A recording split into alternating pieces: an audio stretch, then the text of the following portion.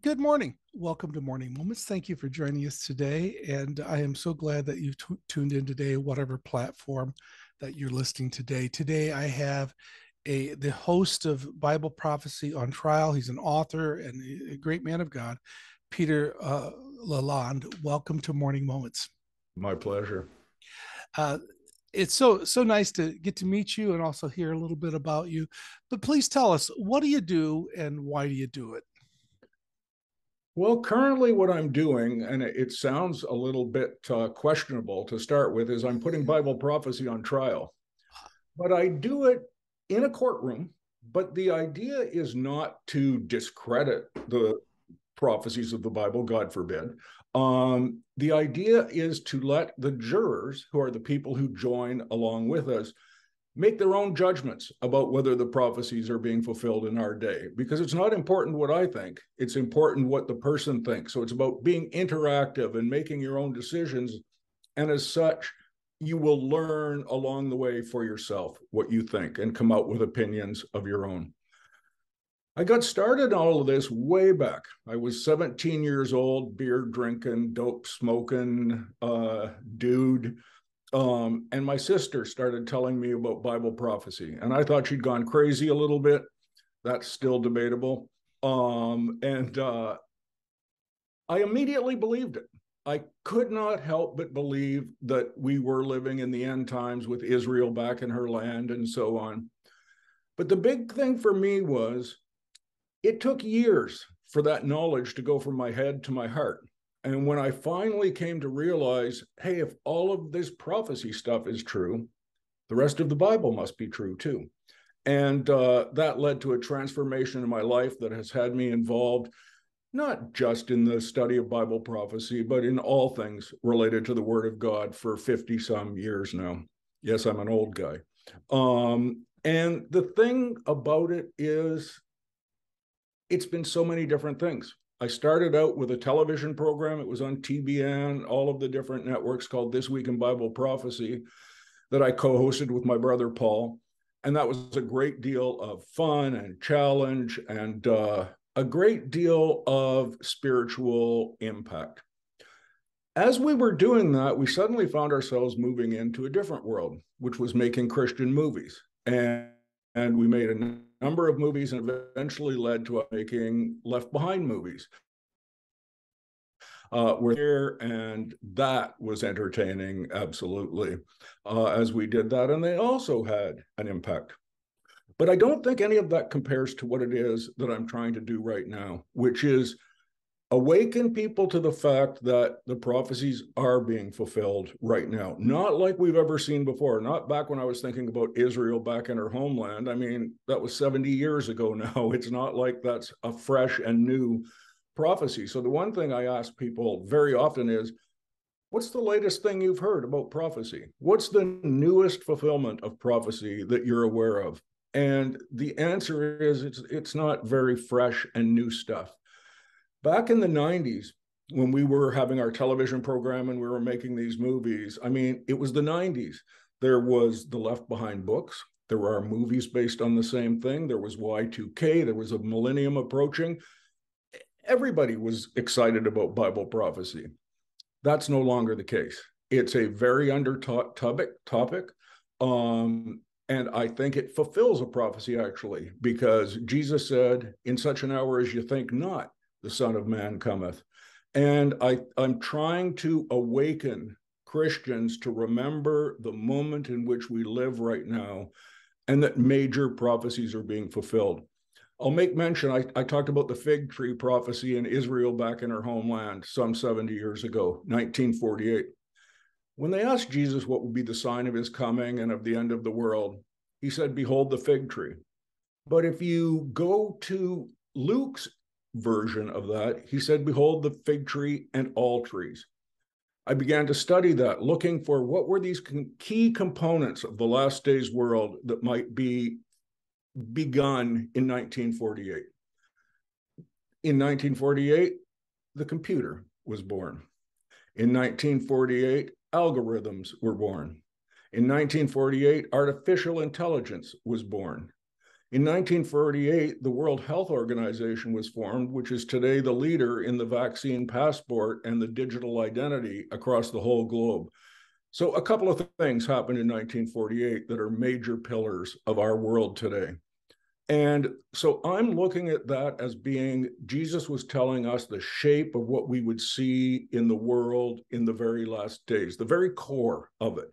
There's many prophecies being fulfilled, but these things seem to be the pillars, as I say, in this whole thing. So I'm wanting to bring the facts, the knowledge, the understanding of Bible prophecy up to date. And that's what the trial is all about. We talk about many things. The prophecy that Daniel had, knowledge shall increase in the last days.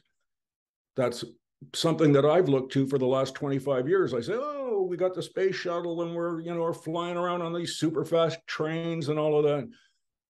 When I looked at it more closely, that's not really what it says, because it's not our knowledge that's increasing.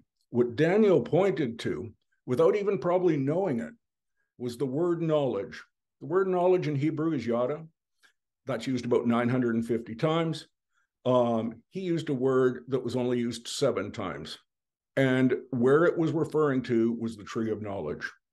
That's the knowledge that would be increased in the last days. That would be what is rebuilt in the last days, this tree of knowledge that promises you shall not surely die, you shall be as gods. That's the forefront of computer evolution today. That is the idea of what Elon Musk and others are trying to achieve, the uploading of the brain into some form of computer consciousness that we can live forever. That's what I'm looking at right now, to realize the increase in knowledge is not ours. It's up in this cloud somewhere that now has 10,000 pieces of data on every single one of us. It knows us. And it has an algorithm that follows us around, knowing our every movement that we make on the web, our GPS when we drive to church, where we're going. It knows us. And this is exactly what the Bible prophesied would happen in the last days. So this stuff is sounds a little bit crazy. It sounds like prophecy like we've never heard it before, but that's what we wanted to do, is we believe this is exactly what's happening. And we want to document that people can sit down. I step through it in exhibits. I step through it in juror questions at the end of each section of the hearings. And I sit down and say, okay, do you believe A? Well, if you believe A, do you believe B? And you walk along a path that at the end, each juror who's sitting in their own home, watching it almost ironically, they're watching it in their hand on a branch of the tree of knowledge, and voting right there as they're doing it.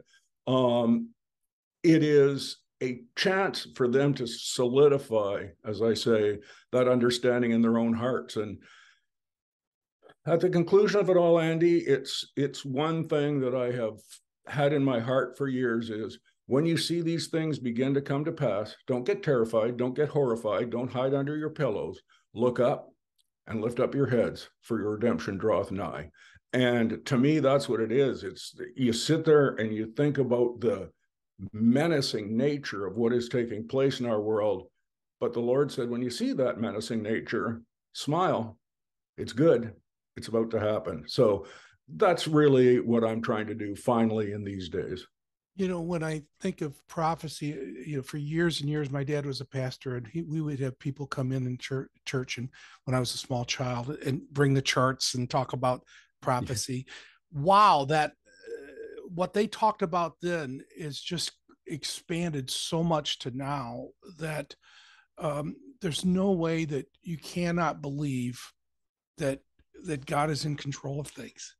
And Absolutely. when you look at that and see prophecy, I believe it should bring us to an urgency, for us to get right with God, Yeah. but also reach others. And why is this knowledge important? So that by the word of our testimony and the blood of the Christ, people could come to Him and hear about the redemptive plan. And Amen. when you hear, when you are convinced that there's truth to this, then we have to do something about it, because time is short. Agreed 100%. So when if people are interested in your show and they're hearing about it right now, they can also go back and hear previous shows too to get kind of caught up on some of the things you've shared already. Is that correct? Absolutely. It all starts at the beginning for you at every time that you join. And you really just have to go to BibleProphecyOnTrial.com. It walks you right through the steps. And the first hearing is there right now to be heard. And I'll just want to make a mention about some other thing. I mentioned about the prophecy of the knowledge shall be increased in the last days. God told Daniel to seal up that book. Shut up the prophecy. It's a secret. It's hidden till the time of the end. You don't usually hear that kind of talk from God, but nonetheless, it is sealed up till the time of the end because we couldn't understand it before. There wasn't a computer. There wasn't artificial intelligence. There wasn't the cloud. But when it was revealed, suddenly that sealed prophecy opens up. And as so many things are happening, we talk about the world moving at such a pace today. So is the revelation of prophecy. It's opening up every single day that we read a passage and go, I didn't see that. How did I miss that? But here it is right on the front page of the paper or on the news. I want to encourage you to check out the site, go deeper into this, and let the Lord expand your horizons to the knowledge that's happening and what's happening today.